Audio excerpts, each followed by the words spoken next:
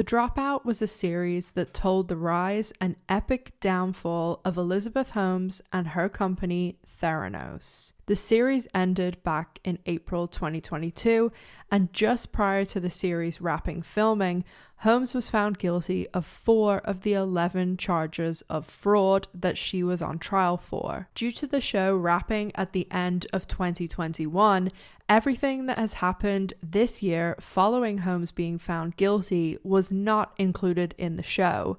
So today we're going to be exploring Holmes' conviction and trial aftermath, the trial and aftermath of her former partner and partner in crime, Holmes Balwani, the latest news, updates, and juicy details that are floating around about Holmes, the brand new information regarding her sentencing, why Sonny was found guilty of more charges than Holmes, and what the sentencing for Holmes and Balwani may look like. So we're going to be breaking this down into 4 chunks. The timestamps are below. First, we're going to talk about Holmes, what she's up to, some rumors, and the sentencing changes. Next up, we're going to talk about Sonny's trial, sentencing, and verdict, and then why Balwani was found guilty of more charges. And finally, we're going to talk about what we think is going to happen when Holmes and Balwani are both sentenced at the end of the year. On January 4th, 2022, Elizabeth Holmes was convicted of 4 counts of defrauding investors after an almost 4-month-long landmark trial in California. Holmes faced 11 charges in total and was found not guilty of 4 charges related to defrauding the public. The jury failed to reach a verdict on a further 3 charges after deliberating for 7 days. A convicted felon who is facing up to 20 years behind bars. A jury yesterday found former Theranos CEO Elizabeth Holmes guilty on 4 charges of misleading investors about her blood testing startup after a trial that lasted almost 3 months. Holmes was found guilty of conspiracy to commit fraud against investors and 3 charges of wire fraud by jurors. Elizabeth Holmes leaving a San Jose courtroom knowing she's likely headed to prison. Anything you want to say? The jury finding her guilty on 3 federal counts of wire fraud and 1 count of conspiracy to commit wire fraud for lying to investors about her blood testing technology. But the jury also found her not guilty on 4 additional charges in relation to patients. Jurors did not reach an agreement on 3 other wire fraud charges pertaining to investors. She faces 20 years in prison for each charge, plus fines and restitution. Holmes is currently residing in a 9-bedroom, $135 million California estate with her husband, Billy Evans, their son, and 2 dogs. A lot of people think it was heartless that you were partying at Burning Man when your company was closing its doors. She's thought to be holed up in Green Gables estate in Woodside since at least March. Her neighbors include Michelle Pfeiffer, Neil Young, and Larry Ellison. Now, people who really follow this case may notice 2 things about that. One was the mention of dogs. I think that she's got some new dogs because the one that we see at the end of The Dropout, the husky,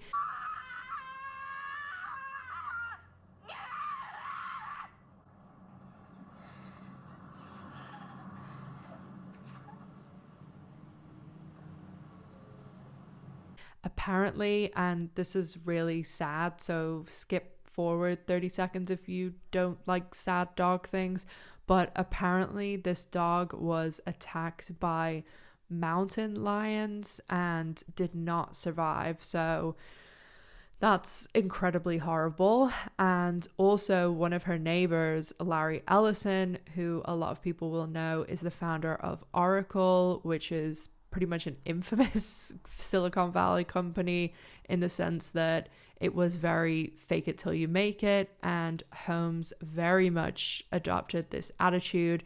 But Oracle is a software company and not a medical company that's dealing with people's lives. So one of the big rumors at the moment is that Elizabeth Holmes is pregnant. And usually I don't like speculating about this stuff, but this is a kind of a unique situation and a unique person. A lot of gossip sites have said that she is pregnant. It's not really a substantiated rumor, like no one with any actual credibility has come forward and said this, but it is in the realm of possibility because her first trial was delayed because she was pregnant. I mean, I certainly see it as a possibility. We know that she's had a child before and had no problem having a child when she's facing years in prison. And also, she's a little bit older than me. I think she's 37, and her kind of window to have more biological children is getting narrower. And if she's going to jail for, you know, even 4 or 5, if not more years, and we'll talk more about that at the end of the video, but that's not a very big window. So I think that it's totally within the realm of possibility that she is. I don't think it will really mean anything for her sentencing or anything like that. And speaking of the sentencing, that has actually been delayed. And lots of people have said, oh, it's because she's pregnant. I don't think so. I think it's more to do with what's going on with Sunny. Holmes' sentencing was originally supposed to be on September 26th, and now it is going to be on October 17th.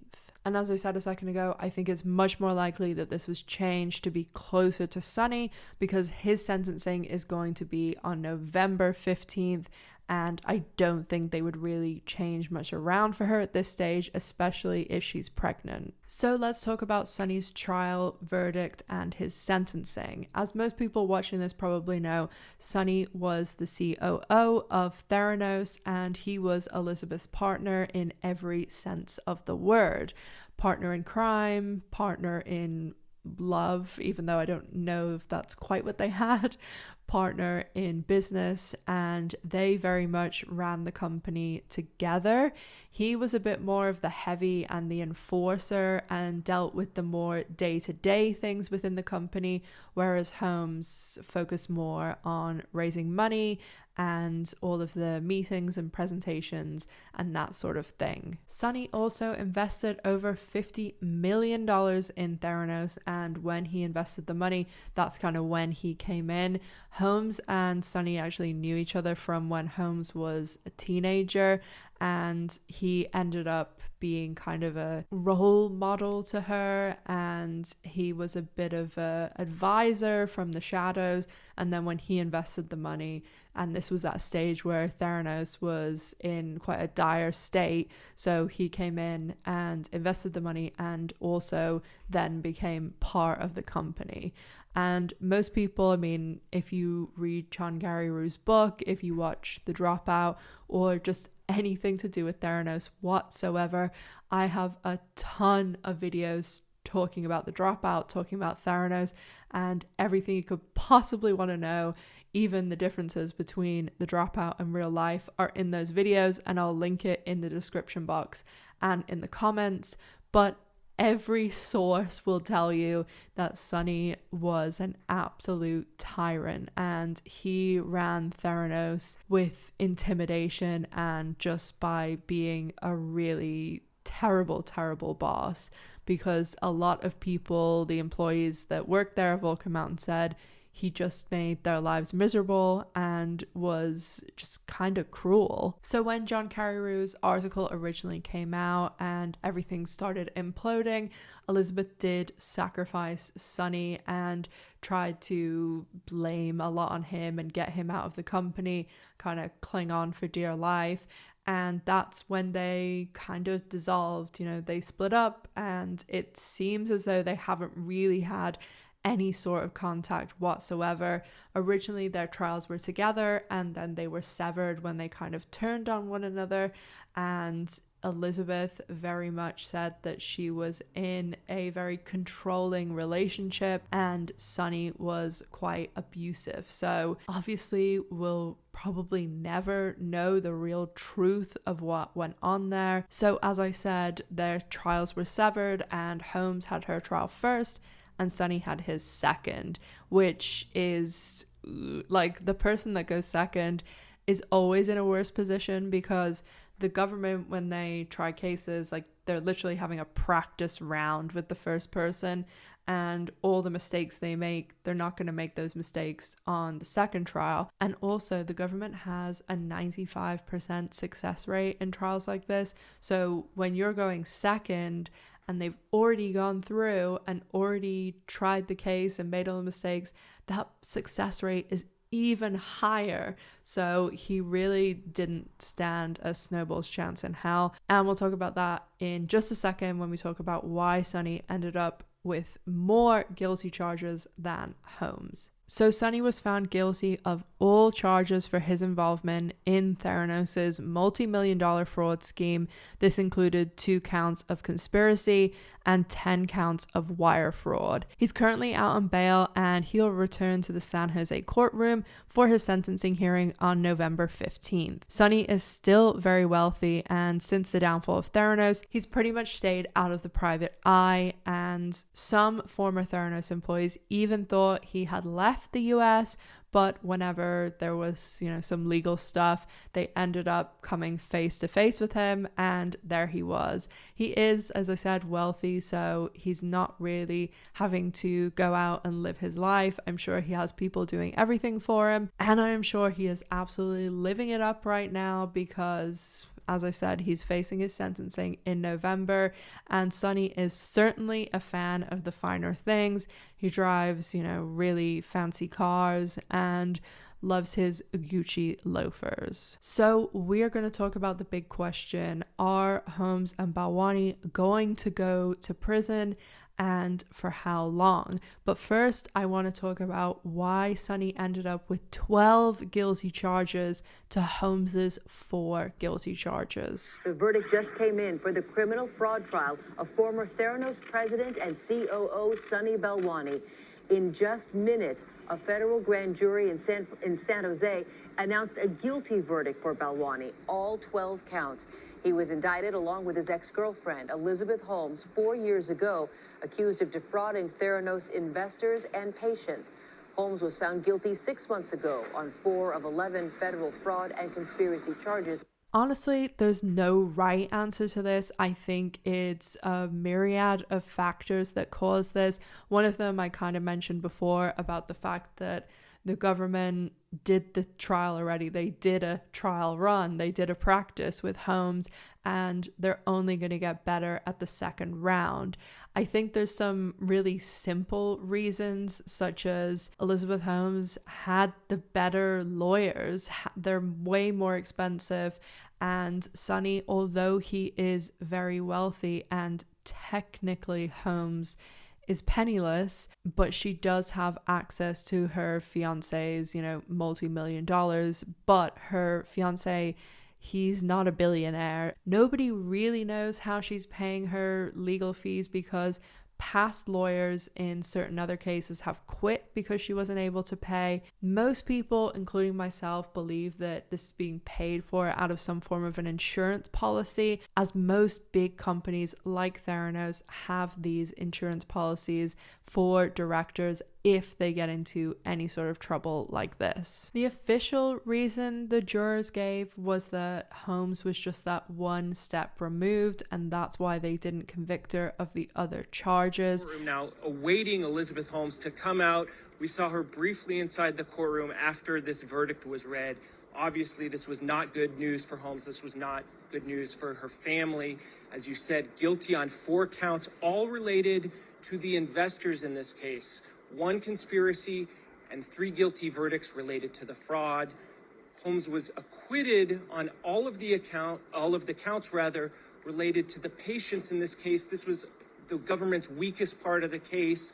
They didn't put on many witnesses and focused most of their attention. The 29 witnesses they called to the stand were really aimed at the investors here.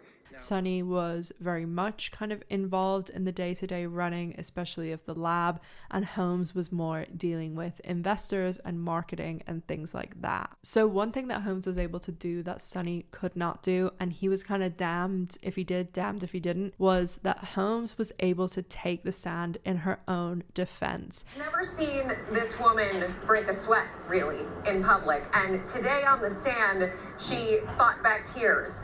We've seen her as the most put together individual, planning, it seems, preparing for everything that happens.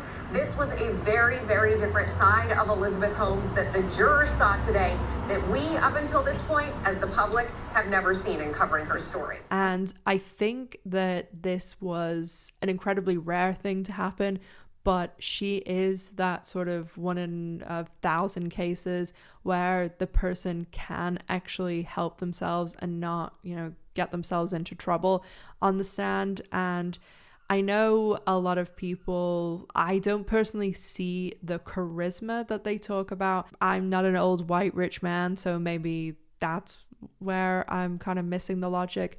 But I will say she is a really good saleswoman. If I didn't know what she was telling me was bullshit, she is very good at kind of just that typical, TED talky, I have a sleek deck and I'm gonna flick through all my slides, and she is good at that stuff. And apparently she was very believable on the stand.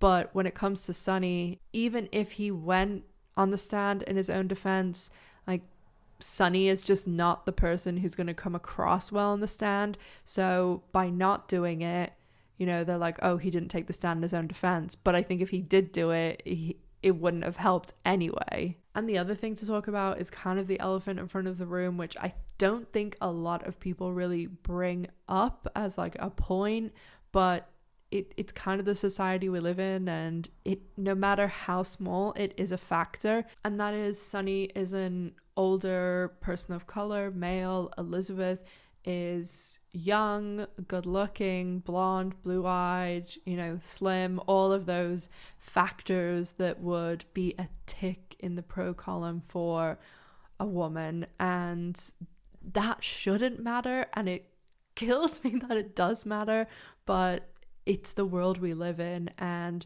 as I said, while I wish that these things didn't matter, they absolutely do. And also the fact that she's a new mother too. People have this like idea of a lot of women, and a lot of people don't think this is true, but some do. And it's kind of like, oh, a woman is incapable of being ruthless or being, even adequate in business. And I'm sure a lot of people would think, oh, she was maybe just the face and like Sunny was behind her pulling the strings, which there are a lot of people who think that, and I definitely don't think that's the case, because anybody who spent any time at Theranos, and even all the people that Kerry Rue interviewed, they all say if anything it was the other way around, and Sunny kind of did Elizabeth's bidding. I think it works both ways, and I think people generally are more sympathetic towards women, and just silly things like people are always nicer to people with babies and people with animals, but also sexism is deeply ingrained in our society. So now we're going to talk about everybody's favorite subject, what is going to happen at the sentencing, and are Holmes and Balwani going to get prison time, and if so, for how long? So obviously no one knows what's going to happen. I've followed the case for well over 15 years, I'm probably closer to 20 now, and I like to think I know a decent amount, but I'm not a lawyer, so this is obviously just my own speculation after extensive amounts of reading about this company, Elizabeth, Sunny, and watching people like Emily D. Baker who are lawyers. So even though Balwani ended up with more guilty charges than Holmes, they're still technically like up for the same amount of prison time and fines, because the way that the crimes like this work is it's the amount of money that investors or whomever lost. So they're kind of off the charts with the actual amount of money. It was north of 900 million, but the way it was done in court, I think the government brought it all the way down to, the last number I was hearing was like 140, which is still like really, really high, and it puts them at a maximum sentence of 20 years and a fine of $250,000. And that's also plus restitution for each count that's based on what judges typically sentence defendants to in similar cases. However, legal experts believe Holmes will be more likely handed a far less severe punishment. Holmes will remain free up until her scheduled sentencing, which, as I said earlier, has been changed to October 17th, and she will be out on bond, and that $500,000 bond was secured by property. Amanda Kramer, a former federal prosecutor who now practices as a white-collar defense lawyer, said of Holmes's upcoming sentencing, "I would be utterly shocked if she wasn't sentenced to some term of imprisonment." She added how the judge will consider the investor's loss amount, her character, background, her efforts at rehabilitating, and how the punishment could deter others from engaging in similar fraud. Also, it does factor in the regret shown or showing sincerity and owning up to what you did, which obviously neither Holmes nor Balwani have done. Plus, Holmes and Balwani both had big, expensive trials, and if they had pleaded guilty in the first place, they would have got a dramatically reduced sentence. Lots of people are referencing Jen Shaw, who I believe is a Real Housewife, I think Salt Lake City, and she was actually scamming seniors and computer illiterate people out of money for a really, really long time. She faced up to 30 years in prison, but agreed as part of her plea deal not to appeal if she's sentenced to 14 years or less. So that's a number to keep in mind. Shaw also obviously pled guilty and saved the government a big expensive trial, and by pleading guilty, she's kind of owning up to what she did and saying she did it. So the two big questions: are they going to prison, and for how long? I mean, I'm a betting person, and I would put good money on both of them going to prison. Absolutely.